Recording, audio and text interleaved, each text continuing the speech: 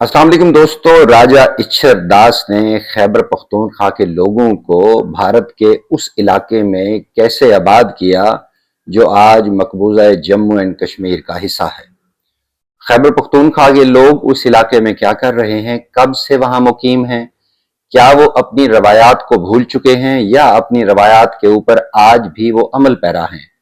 खैबर पख्तूनख्वा के वो अफराद, वो गयोर पठान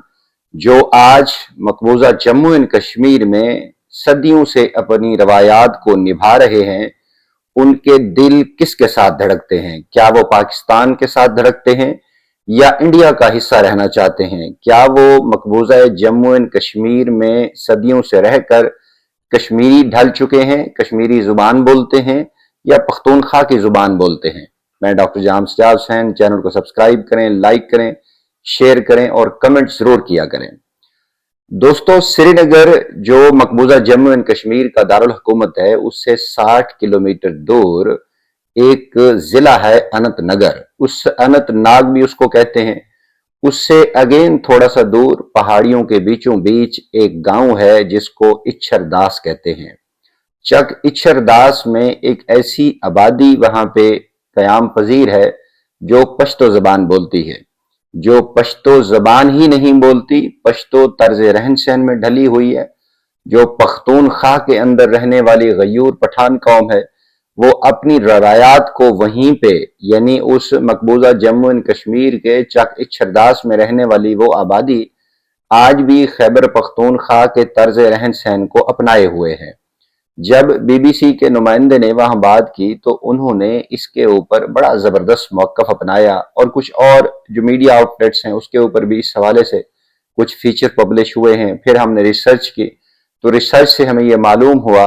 कि ऑल्दो के वो थोड़ी सी ही लोकेल है जहां पे चक इच्छरदास के वो लोग आबाद हैं जो आज भी पश्तो जबान बोलते हैं। वहां से अगर कोई वहां पे मकबूजा जम्मू एंड कश्मीर में जो मुसलमान आबादी है, जब वो उनसे मिले, उनसे पूछा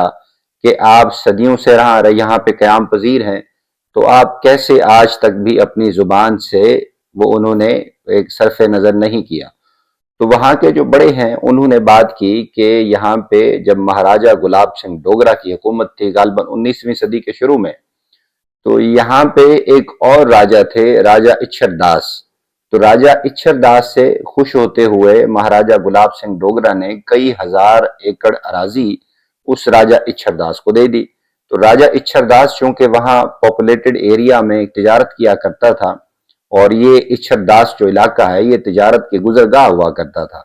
तो राजा इच्छर दास ने देखा कि ये पश्तून आबादी इंतहाई ऑनेस्ट है, ईमानदार है और अपने उस मामलात में, तिजारती और इक्तिसादी मामलात में वो इंतहाई ऑनेस्ट है और पूरी ईमानदारी और पाकीज़गी बरतती है।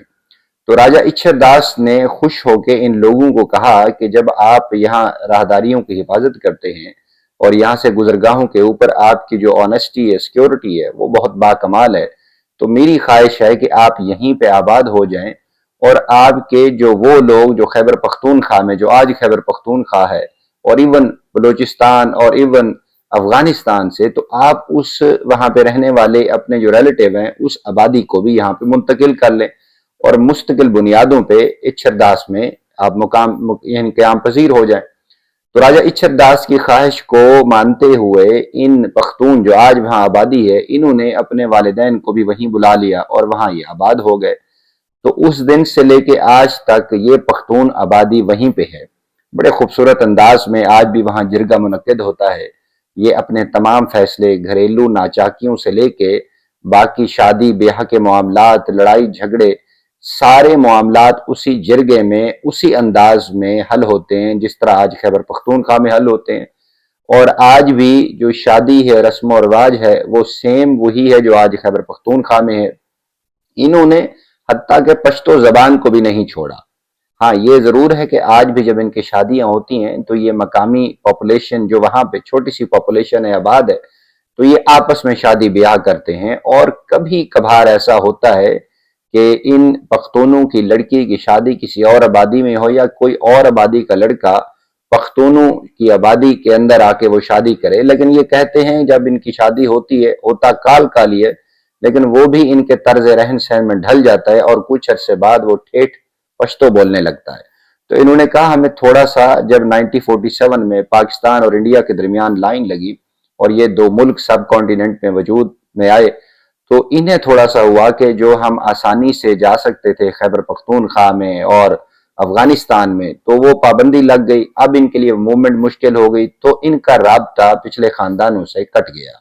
تو انہوں نے کہا اب تو کئی دہائیاں ہو گئی ہیں، تو اب سوشل میڈیا نے آ کے کنیکٹیوٹی جنریٹ کی ہے۔ اب ایسا ہوتا ہے کہ کبھی کبھار ان کے جو نوجوان نسل ہے وہ شاید بات کر لیتی ہو، جو ان کے پرکھ ہیں، جو پرانے جو آباء و اجداد ہیں، شاید ان تک روابط ہوں، لیکن انہوں نے ڈھکے چھپے الفاظ میں اس بات کا بھی اظہار کیا کہ اب یہ اوپنلی اپنے خیالات کا اس طرح اظہار نہیں کر سکتے، کیونکہ مقبوضہ جموں اینڈ کشمیر میں اس وقت بھارتی افواج بیٹھی ہوئی ہے اور بھارتی افواج نے ہر اس گھر کے اوپر نظر گاڑی ہوئی ہے جو مسلمان ہو، جو کلمہ گو ہو،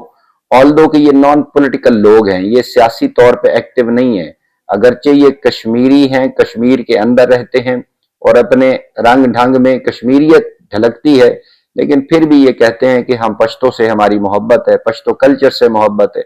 آج بھی اس گاؤں میں رحیم شاہ کے گانے گائے جاتے ہیں اور اسی ڈھول کی تھاپ پہ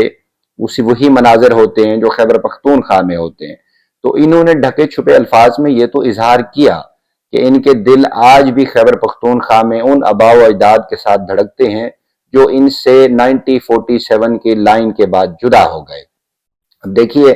انڈین سرکار اس آبادی کے ساتھ کیا برتاؤ کرتی ہے۔ کیا انڈین سرکار جو وہاں 1947 سے قابض ہے، کیا ان پختون آبادی کو جو خیبر پختونخوا منی خیبر پختونخوا ہے، کیا اس منی خیبر پختونخوا کی آبادی کو بھی اس قومی دھارے میں لیتی ہے؟ کیا انہیں کوٹا سسٹم پہ جابز دی جاتی ہیں یا نہیں دی جاتی؟ اگرچہ مقبوضہ جموں اینڈ کشمیر میں رہنے والے ان کشمیری بہن بھائیوں کو وہ حیثیت حاصل نہیں ہے جو rest part of the Indian states میں رہنے والی آبادی کو ہے،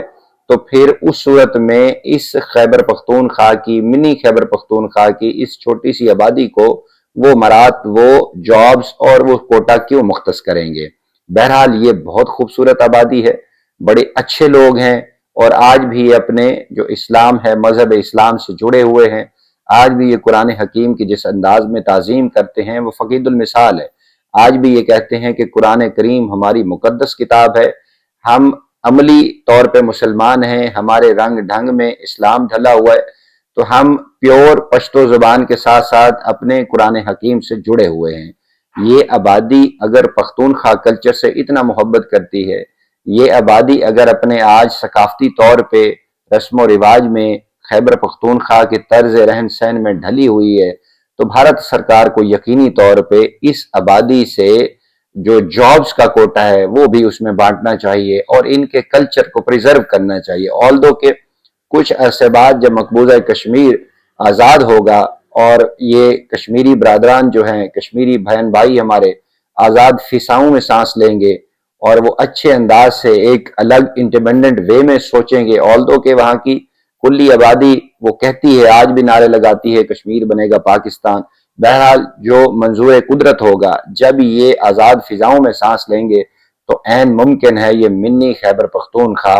ایک بڑے خیبر پختونخوا میں ضم ہو جائے۔